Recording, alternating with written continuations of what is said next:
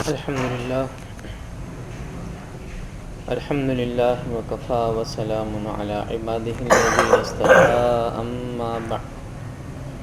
أما بعد فأعوذ بالله من الشيطان الرجيم بسم الله الرحمن الرحيم إن الذين لا يرجون لقاءنا ورضوا بالحياة الدنيا واطمأنوا بها والذين هم عن آياتنا غافلون أولئك مأواهم النار بما كانوا يكسبون صدق الله العظيم وصدق رسوله النبي الكريم اللهم صل على سيدنا محمد وعلى آل سيدنا محمد وأصحاب سيدنا محمد وبارك وسلم علیہ۔ سورہ یونس کے پہلے رکوع کا بیان چل رہا ہے۔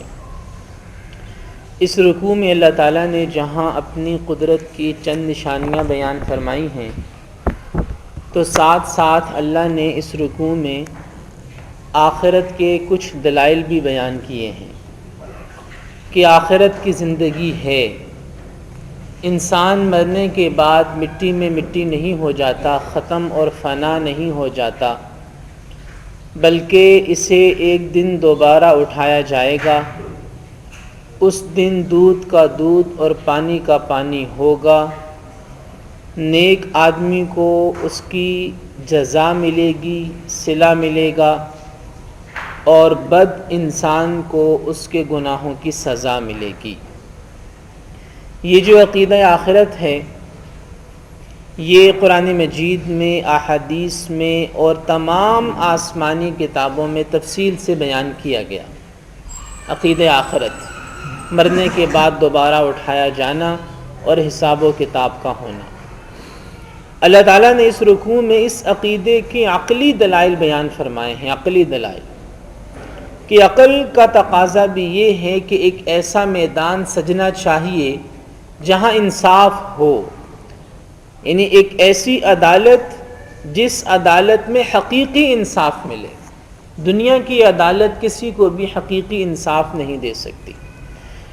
ہمارے ہاں نہ صرف پاکستان میں بلکہ پوری دنیا کے اندر جو عدالتیں قائم ہیں، یہ محض گواہی پر اور ثبوتوں پر قائم ہوتی ہیں۔ گواہ اور ثبوت بھی انسانوں کے ہی تخلیق کردہ ہوتے ہیں۔ گواہی بھی انسان دیتا ہے، ثبوت بھی انسان تیار کرتا ہے۔ گواہ خریدے جاتے ہیں، گواہ بیچے جاتے ہیں، ثبوت بنائے جاتے ہیں، ثبوت مٹائے جاتے ہیں۔ ثبوت گھڑنا کوئی مشکل نہیں، ثبوت مٹانا بھی کوئی مشکل نہیں۔ یہ جو عدالتی نظام ہے، یہ صرف گواہوں اور ثبوتوں پر چلتا ہے۔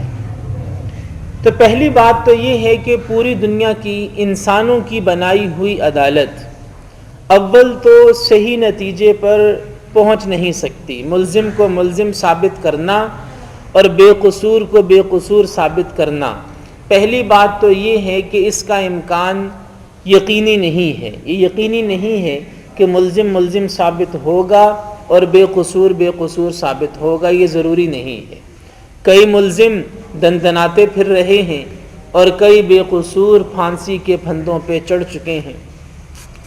اگر بالفرض عدالت انصاف تک، صحیح مجرم تک، صحیح ملزم تک پہنچ بھی جائے، تو بھی جو سزا اس کو یہاں مل رہی ہے وہ سزا کافی نہیں ہے، وہ سزا مبنی بر انصاف نہیں ہے۔ مثال کے طور پہ ایک آدمی نے دوسرے آدمی کو قتل کر دیا، اب قاتل کو بطور سزا کے قتل کر دیا گیا، پھانسی دے دی گئی۔ اب اس میں دو مسئلے ہیں۔ پہلا مسئلہ تو یہ ہے کہ قاتل کو پھانسی تو دے دی گئی، لیکن وہ جسے اس نے مارا تھا مقتول، وہ تو واپس نہیں آیا۔ اس مقتول کو کیا ملا؟ اس مقتول کے وارثوں کو کیا ملا؟ اس کی بیوہ کو کیا ملا؟ اس کے یتیم بچوں کو کیا ملا؟ اگر قاتل کو مار بھی دیا گیا تو ان کو کیا ملا؟ ان کا وہ غم، ان کا وہ کرب، ان کا وہ درد اور ان کی وہ مصیبت، وہ تو دور نہ ہوئی۔ ایک تو بات یہ ہے، اور وہ جو اس نے خود درد سہا، اس قتل ہونے والے نے قتل ہوتے وقت اس بیچارے کو کیا ملا۔ اور دوسرا مسئلہ یہ ہے کہ ایک آدمی نے، جیسا کہ اس دن عرض کیا گیا تھا، 100 آدمی مارے ہیں، اب اس کو جب سزا ملے گی تو اسے صرف ایک مرتبہ مارا جائے گا، تو باقی 99 قتلوں کا بدلہ کیا ہوا؟ اور اگر اس نے چوری کی ہے یا کسی کی عزت پہ ہاتھ ڈالا، کوئی بھی قصور کیا، تو اس کو تو سزا مل گئی، لیکن جن کا نقصان ہوا ان کی تلافی کی صورت کیا ہے؟ تو میرے محترم بھائی اور دوستو، ان کی تلافی اور ان کے اطمینان کی سوائے اس کے کوئی صورت نہیں ہے کہ ایک عظیم الشان عدالت لگائی جائے، جس عدالت کو میدان محشر کہا جاتا ہے، قیامت کا دن کہا جاتا ہے، اور اس دن فیصلہ کرنے والا وہ عادل و قادر ذات ہو کہ جس سے کائنات کا ایک ذرہ بھی چھپا ہوا نہیں ہے، اور اس کے سامنے گواہی اور ثبوت، وہ گواہ آج کے زمانے کے گواہوں جیسے نہیں جنہیں خریدا اور بیچا جا سکے، اور وہ ثبوت ہمارے بنائے ہوئے ثبوتوں کی طرح نہیں جنہیں بنایا بھی جا سکے، جنہیں مٹایا بھی جا سکے۔ وہاں ثبوت اور گواہ خود انسان کے اپنے اعضاء ہیں، خود ہاتھ بولیں گے کہ اس نے ہم سے یہ گناہ کیا، خود کان بولیں گے اس نے ہم سے یہ سنا، خود آنکھیں بولیں گی کہ اس نے ہم سے یہ دیکھا۔ تو اس دن کی گواہی اور اس دن کے ثبوت انہیں جھٹلایا نہیں جا سکے گا۔ تو عقل کا یہ تقاضا ہے کہ ایک ایسا دن ہونا چاہیے جہاں انصاف ہو۔ دنیا کی عدالت انصاف دینے سے قاصر ہے، یہ طے شدہ حقیقت ہے کہ دنیا کی عدالت اگر سارا زور بھی لگا لے، صداقت اور دیانت اور فرض شناسی کی مثال بھی قائم کر دے، پھر بھی دنیا کی عدالت، انسان کی بنائی ہوئی عدالت، وہ انصاف پیش کرنے سے قاصر ہے، ناممکن ہے۔ یہ عدالتیں انصاف کا حق ادا نہیں کر سکتی۔ تو اللہ نے ایک ایسی عدالت رکھی ہے جس عدالت میں انصاف کے سوا کچھ نہیں ہے۔ وہاں فَمَن يَعْمَلْ مِثْقَالَ ذَرَّةٍ خَيْرًا يَرَى وَمَن يَعْمَلْ مِثْقَالَ ذَرَّةٍ شَرًّا يَرَى، ایک ذرے کے برابر نیکی اور ایک ذرے کے برابر شر وہ بھی پیش کیے جائیں گے۔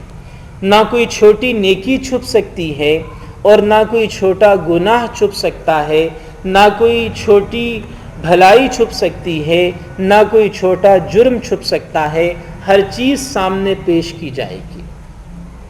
تو وہ عدالت، وہ ہے اصل میں انصاف کی عدالت۔ اس لیے اللہ نے اس کو یوم الدین کہا۔ یوم الدین کا معنی جزا و سزا کا دن، حقیقی جزا و سزا کا دن، بدلے کا دن۔ یوم الحساب کہا، حساب و کتاب کا دن۔ تو یہاں ابھی جو ہم سورہ یونس کا پہلا رکوع پڑھ رہے ہیں، اس میں اللہ تعالیٰ نے عقیدہ آخرت کے عقلی دلائل بیان فرمائے کہ اگر عقیدہ آخرت کو زندگی سے نکال دیا جائے تو زندگی میں سے انصاف نکل جائے گا، زندگی کی روح نکل جائے گی، اس نظام عالم کی، اس نظام ہستی کی روح خارج ہو جائے گی۔ اور ابھی جو آیت مبارکہ پڑھی گئی سورہ یونس کی آیت نمبر 7، اس میں اللہ نے آخرت کے ثبوت کی ایک اور دلیل یہ بیان فرمائی کہ جب انسان عقیدہ آخرت کو پس پشت ڈال دیتا ہے، جب عقیدہ آخرت کو فراموش کر دیتا ہے اور دنیاوی زندگی کو سب کچھ سمجھ بیٹھتا ہے، سب کچھ، کہ بس میرا یہی ہے، میری پیدائش سے لے کر موت تک، اس دنیاوی زندگی کو سب کچھ سمجھ بیٹھتا ہے، اور اس کے دل سے اللہ سے ملاقات کا یقین نکل جاتا ہے، اللہ کے سامنے جواب دہی کا احساس نکل جاتا ہے، تو پھر یہ انسان نہیں رہتا، پھر یہ انسان نہیں رہتا، پھر یہ زمین پہ رینگنے والے کیڑے مکوڑوں اور حشرات کی طرح ہو جاتا ہے، پھر یہ زمین پہ چلنے والے جانوروں کی طرح ہو جاتا ہے، پھر یہ ہواؤں میں تیرنے والے اڑنے والے پرندوں کی طرح ہو جاتا ہے، کیونکہ جو وہ کرتے ہیں وہ یہ کرتا ہے، جو ان کی سوچ ہے وہ اس کی سوچ بن جاتی ہے۔ بنیادی فرق دونوں میں یہی ہے کہ وہ زندگی گزار رہے ہیں اس دنیا کی زندگی کو سب کچھ سمجھ کے کہ بس کھا لیا پی لیا گھر بنا لیا بچے پیدا کر دیے اور ختم. تو جب اس کے سامنے سے بھی آخرت میں جواب دہی کا احساس نکل جاتا ہے اور رضوا بالحیات الدنیا واطمأنوا بها دنیا کی زندگی کو سب کچھ سمجھ بیٹھتا ہے تو بس یہی مقصد رہ گیا، پیدا ہوئے، کھایا پیا، گھر بنایا، بچے پیدا کیے، مال و اسباب جمع کیے اور مر گئے بس. تو اگر یہی زندگی ہے تو قرآن یہ کہتا ہے کہ چونکہ اس نے جانوروں والی زندگی گزاری ہے، جب جانوروں والی زندگی گزار کے آئے گا تو جنت میں داخل نہیں ہو سکتا. جنت میں تو وہی داخل ہوگا جو انسان بن کر آئے گا، جو انسان والی زندگی گزار کر آئے گا. اور اگر جانور والی زندگی گزار کر آیا ہے تو اولئک مأواہم النار بما کانوا یکسبون، تو پھر وہاں جائے جہاں اس کو جانا چاہیے، اور اس کا ٹھکانہ پھر ہے جہنم، اس کا ٹھکانہ پھر دوزخ ہے. اور میرے محترم بھائی اور دوستو، آخرت کے یقین کے بغیر معاشروں کو سدھارا نہیں جا سکتا. جب تک آخرت میں جواب دہی کا احساس نہیں ہے، آپ بددیانتی کو ختم نہیں کر سکتے، آپ جھوٹ کو ختم نہیں کر سکتے، آپ انسان کو قابو نہیں کر سکتے. یہ ایک انسان ایک ایسی مشین ہے جسے باہر سے قابو نہیں کیا جا سکتا، جسے اندر سے ہی قابو کیا جائے گا، اس کے دل کو ٹھیک کیا جائے گا. یہ جو ہم دیکھتے ہیں کہ بے دین معاشروں میں یہ جو حس ختم ہو جاتی ہے، حس جو بے حسی کی زندگی ہے، بے حسی کی زندگی اور بے چینی کی زندگی ہے، اس کا بڑا سبب یہ ہے کہ آخرت میں جواب دہی کا احساس نہیں ہے. اللہ کے سامنے پیشی کا احساس یہ انسان کو انسان بناتا ہے، یہ انسان کے دل میں اپنے بھائیوں اور بہنوں، دوسرے انسانوں کی محبت، عزت اور عظمت پیدا اور بندہ ہزار خلوتوں میں بھی گناہ نہیں کرتا کہ اسے معلوم ہوتا ہے کہ میرا اللہ مجھے دیکھ رہا ہے اور مجھے اپنے اس عمل کا اللہ کی بارگاہ میں جواب پیش کرنا ہے. بصورت دیگر جلوت ہو یا خلوت، اس کی زندگی گناہوں اور گندگیوں میں لتھڑی رہتی ہے. اس لیے قرآن نے کہا کہ اگر تو عقیدہ آخرت کو سامنے رکھ کر زندگی گزاری تو اللہ کی رضا ہے، اور اگر ایسا نہ ہوا اولئک مأواہم النار بما کانوا یکسبون، تو پھر تمہارے اپنے کرتوتوں کی وجہ سے ٹھکانہ جہنم بننے والی ہے. اللہ پاک ہم میں سے ہر ایک کو ان تمام باتوں کو سمجھ کر ان پر عمل کرنے